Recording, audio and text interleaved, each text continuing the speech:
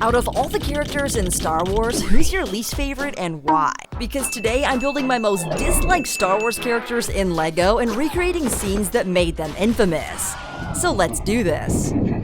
Now, there are a lot of characters to choose from in the Star Wars universe, and this isn't meant to be a diss track to all the poorly written characters or unfortunate souls that fell into the many Disney plot holes. These are hand-selected moments when a character on screen just makes you strongly dislike them. This is the worst! And I mean, some of these characters are on the level of I'd push them into a Sarlacc pit if I could. So the first character that you should be thinking of is Pong Krell. He intentionally led clones into high-casualty death traps, disrespected their ranks, and totally disregarded their individual names. CT-7567, are you reading me? I mean, seriously, imagine memorizing hundreds if not thousands of numerical codes rather than just calling the dude Bob. My name is Jeff. This guy was a committed bully, and even court-martialed Fives and Jesse after they successfully blew up a separatist supply ship against his bogus orders. The crazy thing is, the clones actually started to side with one another and went against their commander Krell. No clone should have to go out this way! It's treason then. Which eventually led to the final breaking point, Carnage of Krell. To build the scene, I took some black plates and slopes and made a super uneven battleground with a nice clean border. To make some of the plants from Umbara, you can turn a Lego tire inside out to get a really cool texture. So I stacked some smaller tires on top. Stacking two of these black tree branches makes for some awesome tentacular vibes.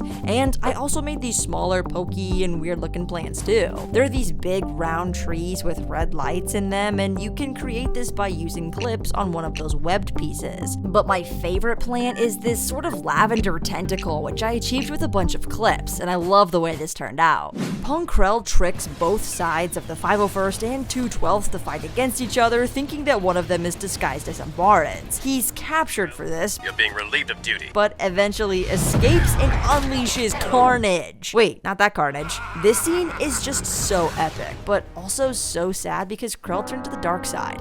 But we still have 7 more scenes to recreate, and I'm curious to see which of these will be your favorite of these infamous characters. Because next up is Nala Se. And somehow I sold all of my Kaminoans faster than they sold their clone army, and I had to buy another one of these sets. Anyways, she's a Kaminoan scientist that helped engineer the Grand Army of the Republic. She also created Omega. But don't be fooled, because Nala Se has never been an advocate for the clones. Let's rewind to Season 6, shall we? When Clone Trooper Tup gets a virus, the Jedi-killing kind. This creates quite the mess for the Kaminoans, as it eventually leads Clone Trooper Fives down a rabbit hole of conspiracy that this so-called virus is actually a biochip that the Kaminoans put there on purpose. Nala Se tries to make Fives look crazy by saying the inhibitor chip is to make them follow orders and not be aggressive, but Fives convinces Jedi Master Shaak Ti otherwise, and when she brings him to Coruscant to plead his case, guess who comes along to ensure that doesn't happen? Nala Se. And in this scene, she drugs him right before they land. Fives gets super dizzy and has a hard time talking to the Chancellor, and the Chancellor acts like he tries to attack him. Being falsely accused, Fives makes a run for it, and I cannot imagine what would have actually happened had he not been drugged right before this. Because this leads straight into our next infamous character, Commander Fox.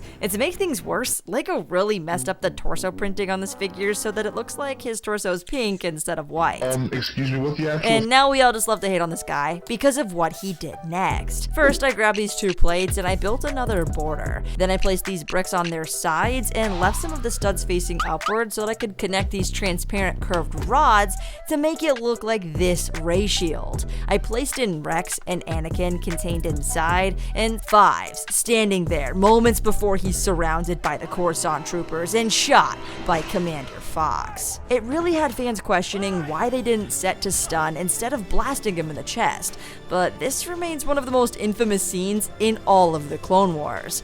And next, we've got this guy. This is Rush Clovis. He's basically a corrupt Republic senator involved in negotiating the money that funds the Clone Wars on both sides. More specifically though, he's a total simp for Padme. It drove me absolutely bonkers watching him try to snake his way into Padme's good graces, and naturally, this really got to Anakin.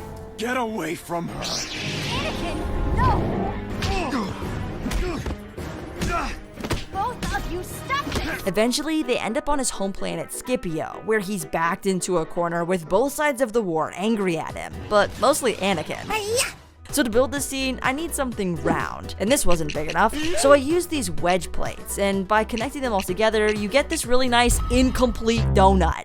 So I placed an elevator door here, and this awkward space is just, for viewing purposes. Also, the circle fits perfectly in here. I placed in a desk and a chair and a bunch of council seating along the walls, and then put in these sections that don't really connect, but they definitely play the part. This is supposed to be the top floor of a huge tower, where Rush, Clovis, and Padme are discussing. That is until Anakin comes whooshing through the door and slices down these two droids. But then the whole tower gets hit and starts falling over. After rewatching this final moment, I actually feel kind of sorry for this guy. He just got caught up in the wrong deals, and speaking of wrong deals, never make a deal with the Pikes, if you know what I mean. I can't believe you've done this. This is Trace and her sister Rafa, the Martez sisters, who grew up as orphans on the lower levels of Coruscant. Only they don't really act like it because their reckless attitude and inexperience with illegal activities like running spice. I mean, Disney really added Latino representation only to make them spice mules. Who approved this? Anyway, they're really supposed to help Ahsoka's character development along, and I recreated this infamous scene of the three girls in the cockpit contemplating what to do with the spice, only for Trace to crash out and push the button. Bye-bye $30,000 of credits. What did you do? Fans absolutely flipped out over this scene, as it was just such a bad move and so infuriating. So I put some block ramen up here because that's all they're gonna be able to afford to eat for a while. Now, this next character is pretty low-key, but I still disliked him for multiple episodes because of his arrogance towards his squad, even if that squad is completely made up of droids. Colonel Meeber Gaskin is a small frog-like species. No, frog, not throg. And he's kind of giving plankton energy. Good. That's what I like. He can be brick built using some green cherries for his eyes and a Travis brick to connect his arms. Now his mission was to recover an encrypted module with his team of droids, which includes R2, QT, C4, BZ, and WAC-47, the pit droid. They crash land on Abafar in this void, which looks all white and orange, so I quickly built up an ombre of yellow and orange and placed them on the landscape with Commando Gregor, who eventually helps them escape and becomes one of the coolest clones ever. Now, next up, we have the Bad Batch character, and this guy, on the other hand, has a really punchable face. Lieutenant Nolan is from the Outpost episode in Season 2 of the Bad Batch and becomes Crosshair's commanding officer on Barton 4. He calls the clones used equipment and treats them like crud. After Crosshair drags his fellow clone trooper Mayday across the finish line, returning from an absolute bogus mission, Nolan refuses to help Mayday and just watches him breathe his last breath. Get him up off the ground. You are a turd ninny muffin poo-poo and I don't care about you.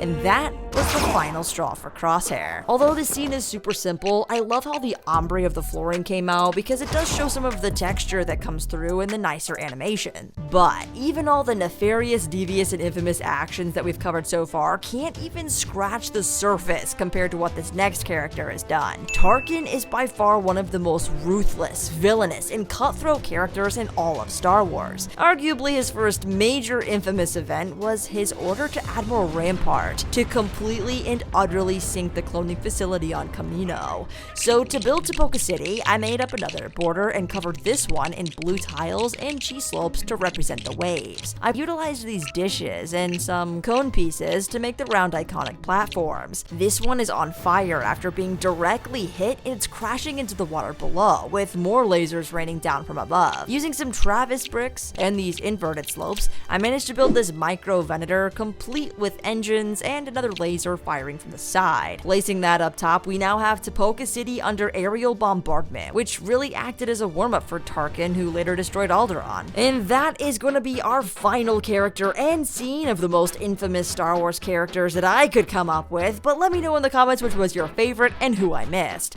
And if you want to see how to turn a couple of really cool LEGO Star Wars sets into a play-scale Venator, then feel free to check out this video on alternate builds or this other video that's being recommended to you now.